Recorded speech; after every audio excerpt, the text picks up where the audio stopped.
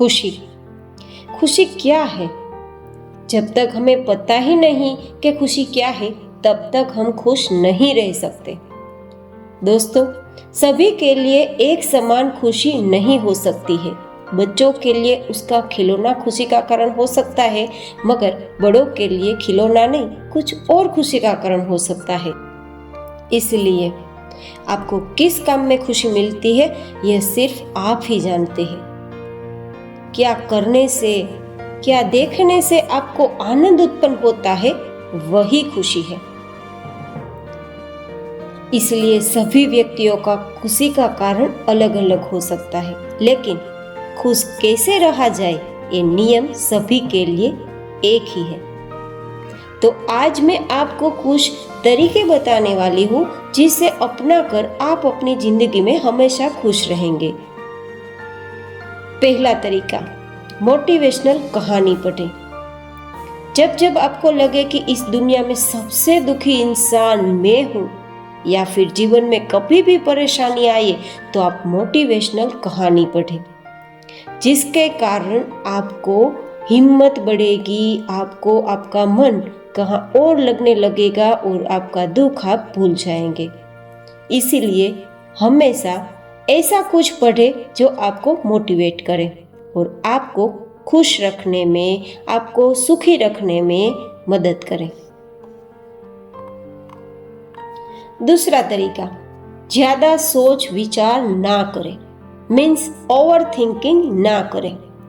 यदि आपको जिंदगी में खुश रहना है तो कभी भी ओवर थिंकिंग ना करें, यानी कि ज्यादा सोच विचार ना करें।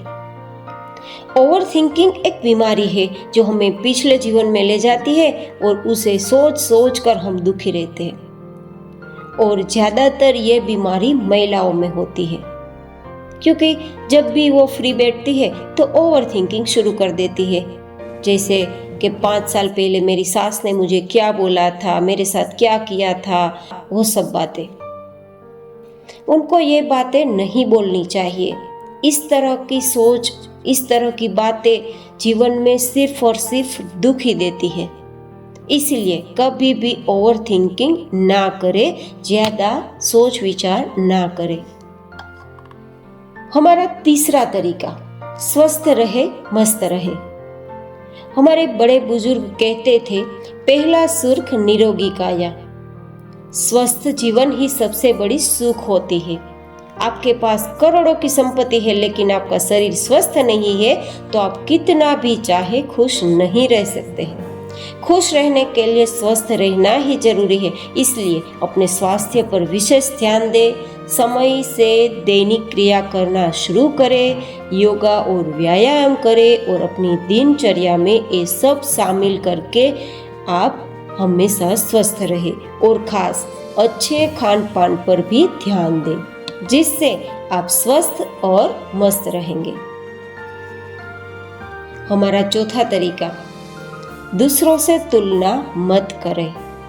दुखी रहने का एक कारण ये भी है कि हम दूसरों से अपनी तुलना करते रहते हैं। कभी भी दूसरों से तुलना ना करें।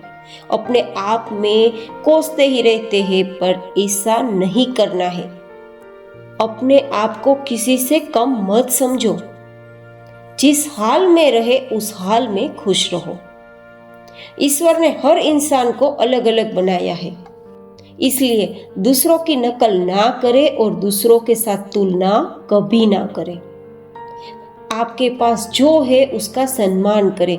कोई भी इंसान इस दुनिया में पूर्ण नहीं होता, सभी के पास कुछ ना कुछ कमी जरूर होती है। इसलिए कभी भी अपनी तुलना दूसरों से ना करें।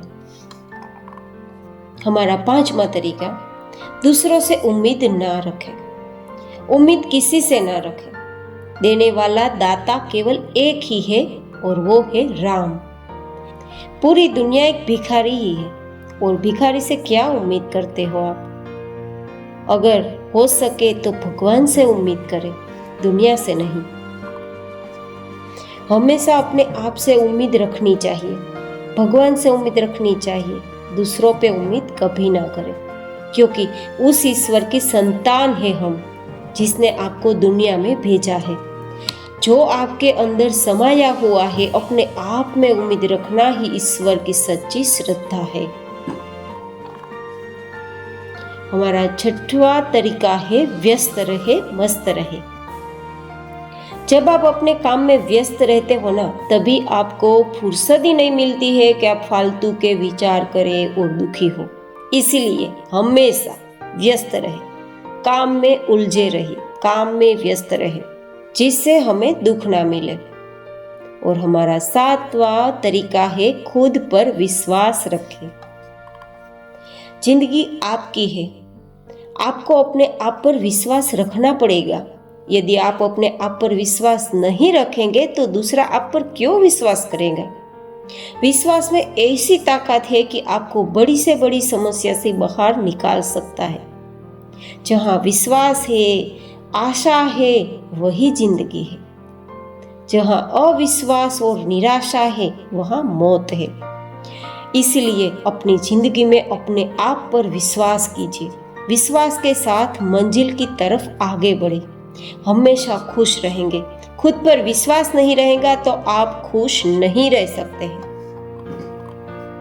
और हमारा आठवां तरीका है ज्यादा इच्छा ना रखें। मतलब इस दुनिया में इच्छा अनंत है, इच्छा का कोई अंत ही नहीं है। एक इच्छा पूरी होती है तो दूसरा इच्छा हमारी जन्म ले लेती है। पहले एक घर की इच्छा थी, फिर दूसरे घर, फिर तीसरा घर, फिर बड़ा घर। यह इच्छा चलती रहती है, इसका कोई अंत ही नहीं है।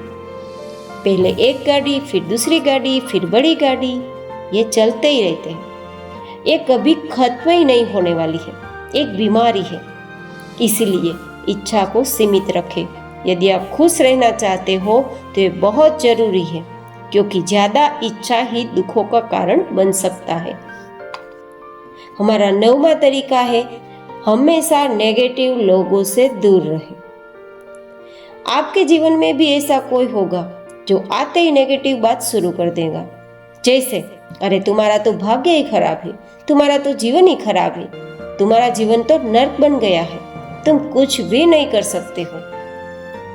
कुछ लोग का स्वभाव ही ऐसा है कि हम उसका स्वभाव नहीं बदल सकते, लेकिन हम उससे दूरी जरूर बना सकते हैं।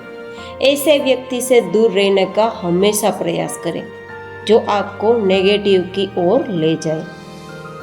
ऐसे व्यक्ति आपके सपने और आपकी आशाओं को निराशा में बदलने का ही काम करता है। इसीलिए ऐसे व्यक्ति के पास कभी ना आए और बने उतनी दूरी ही रखें और उसको आपके पास कभी ना बुलाए। और हमारा 10वां पॉइंट, जैसे कि आप सब जानते हैं, सीता जी को ये आशा थी कि राम जरूर आएंगे और उसे यहाँ से ले जाएंगे। इसके कारण ही सीता रावण की अशोक वाटिका में होते हुए भी जिंदा रही। सबरी का उदाहरण भी आप सब लोग जानते हैं। सबरी भी कई सालों तक वन में रही, जवान से बूढ़ी हो गई, लेकिन उन्हें आशा थी कि राम जी एक बार उससे मिलने जरूर आएंगे और उसकी आशा के कारण वो सालों तक जीवित रही। इसीलिए आशा करना कभी ना छोड़े।